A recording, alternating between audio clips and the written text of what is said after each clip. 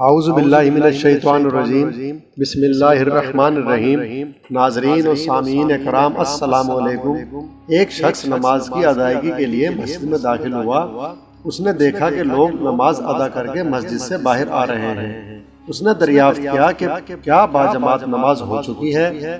لوگوں نے کہا کہ اب تیرا جانا فضول ہے، سرکار صلی اللہ علیہ وآلہ وسلم تو نماز پڑھا چکے ہیں۔ اس شخص کو بہت صدمہ لگا۔ اس نے ایک لمبی آہ بھری۔ نمازیوں میں سے ایک شخص بول اٹھا کہ اے مرد خدا، اگر تو مجھے اپنی یہ آہ دے دے تو میں اپنی باجماعت نماز کا ثواب تجھے دے دوں گا۔ اس کو یہ سودا بھلا لگا۔ اس نے فوراً قبول کرتے ہوئے اپنی یہ آہ سرد اس کو دے دی اور اس کی باجماعت نماز قبول کر لی۔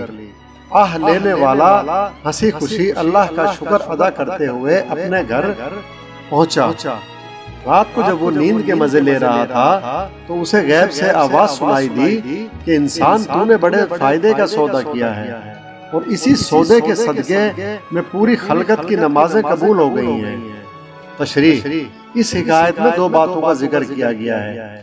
اول، نماز باجماعت کی اہمیت۔ دوم، آہ سرد کی قدر و قیمت۔ پہلے شخص کو اپنی نماز قضا ہو جانے کا اتنا صدمہ لگا کہ اس کے دل سے آہ نکلی، اور دوسرے شخص کو اتنی پسند آئی کہ اس نے اپنی نماز دے کر یہ سودا کر لیا۔